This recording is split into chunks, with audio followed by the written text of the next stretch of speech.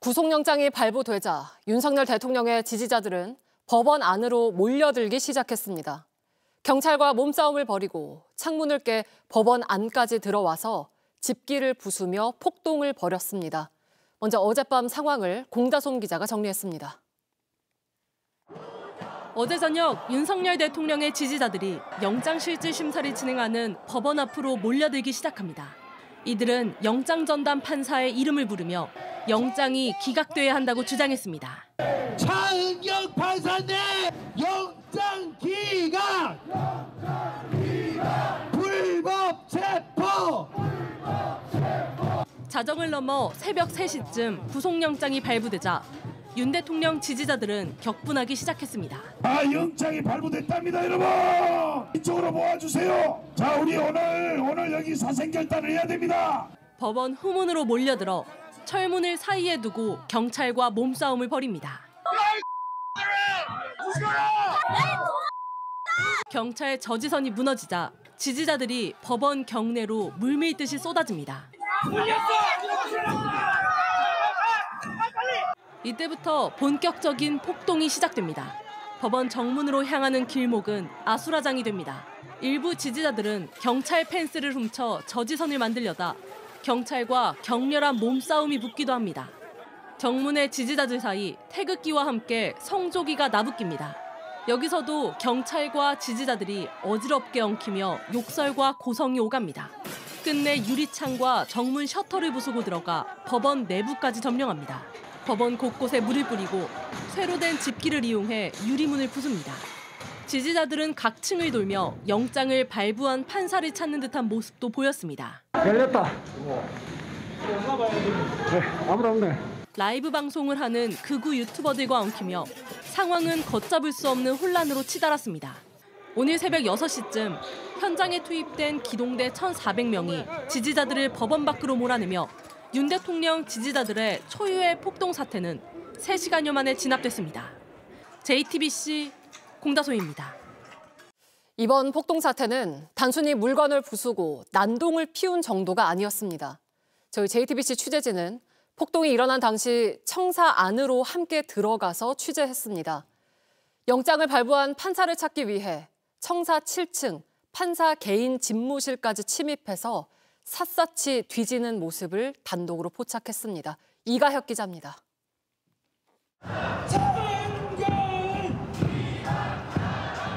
구속영장 발부 여부가 나오기 전부터 윤석열 대통령 지지자들이 영장 심사를 맡은 판사 실명을 거론하며 법원 울타리를 두드립니다. 영장 발부 소식이 들리자 법원 정문 앞 극렬 지지자들이 흥분하기 시작합니다.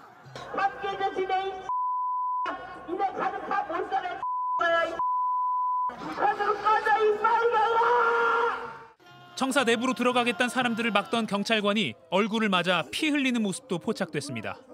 새벽 3시 20분 JTBC 취재진은 일부 극렬 지지자들이 법원 후문 쪽으로 돌아 울타리 안으로 들어가는 장면을 포착했습니다. 담장 안으로 들어간 사람들이 법원 건물 유리를 깨기 시작합니다. 심지어 경찰 기동대 방패를 빼앗아 창문을 깨는 데 쓰기까지 합니다. 깨진 창문으로 들어오라고 외치는 남성도 보입니다.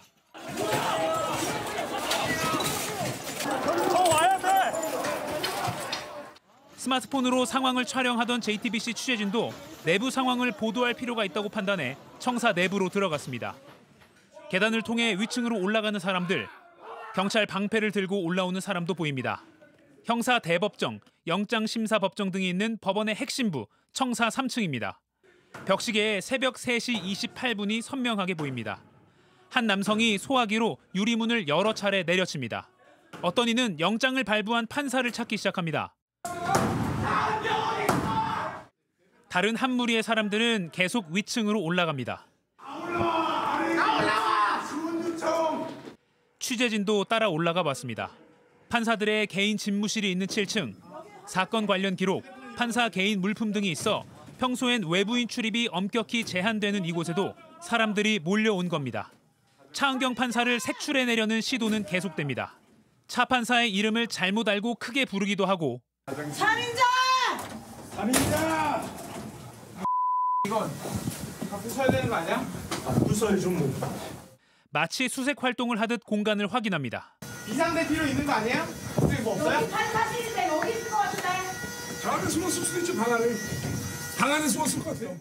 단순한 기물 파손 수준을 넘어 특정 판사를 찾아내 위협하려는 목적이 뚜렷해 보이는 대목입니다. 발로 쳐봐. 야 이거 여기다. 판사 개인 집무실을 윤 대통령 지지자들이 문을 부수고 빈집 털이하듯 들어간 겁니다. 여기 없어요. 한 손엔 소화기, 다른 한 손엔 쇠파이프를 든 사람도 보입니다. 한 남성이 또 다른 판사 집무실 문을 발로 부숩니다.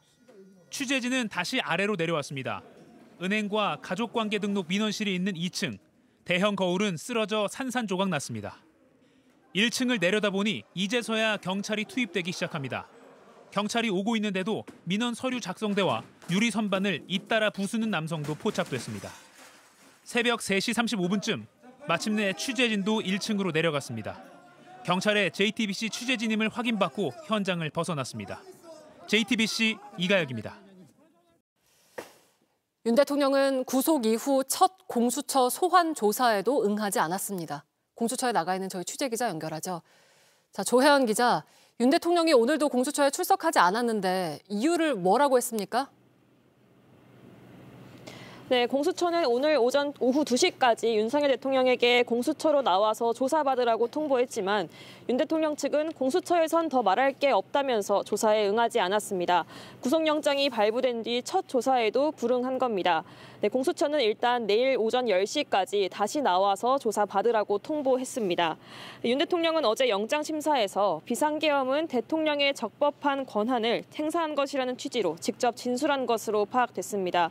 앞서 공수처에서도 계엄은 법원이나 수사기관이 판단할 문제가 아니라고 말하면서 진술을 거부해온 만큼 내일뿐 아니라 앞으로 조사에도 출석하지 않을 가능성이 큽니다. 네, 이렇게 계속 출석을 안 하면 어떻게 되는 겁니까?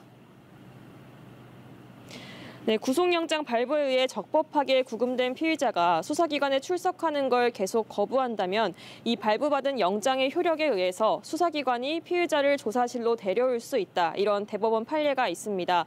윤 대통령도 계속 조사를 거부한다면 강제 인치도 가능한 건데요. 다만 이 강제 인치 가능성에 대해서 공수처 관계자는 이 판례는 있지만 명확한 법 규정이 없어서 좀 검토가 필요한 문제라고 설명했습니다. 네, 윤 대통령 측에서는 법원의 구속영장 발부에도 강하게 반발을 하고 있는데 공수처에서도 입장을 밝혔죠? 네, 그렇습니다. 앞선 리포트에서 보셨듯이 윤 대통령 측은 이번 구속영장 발부도 인정하지 않으면서 법원의 판단을 계속 부정하고 있습니다. 이에 대해 공수처는 영장 발부를 납득할 수 없다면 사법 시스템이 정하는 구제 절차에 따르면 된다면서 시스템 내에서 해결하려는 노력 없이 법치를 부정하는 취지의 입장문을 낸 것에 대해 심히 유감을 표한다고 밝혔습니다. 지금까지 공수처에서 JTBC 조혜연입니다. 대통령이 구속된 오늘 대통령 체포를 방해한 김성훈 경호처 차장의 구속영장은 기각됐습니다. 법원의 판단도 구하기 전에 검찰이 기각한 겁니다. JTBC 취재 결과 김 차장은 자신의 휴대전화도 없이 경찰에 출석했는데 검찰은 증거인멸 우려가 없고 재범의 우려도 없다고 판단했습니다. 이서준 기자의 단독 보도입니다. 윤석열 대통령이 체포된 날 김성훈 경호처 차장은 체포되지 않았습니다. 구치소 경호 문제를 조율한 뒤 자진 출석하겠다고 약속했기 때문입니다. 이틀 뒤 김 차장은 자신의 휴대전화를 몸에 지니지 않은 채 경찰에 출석한 것으로 파악됐습니다.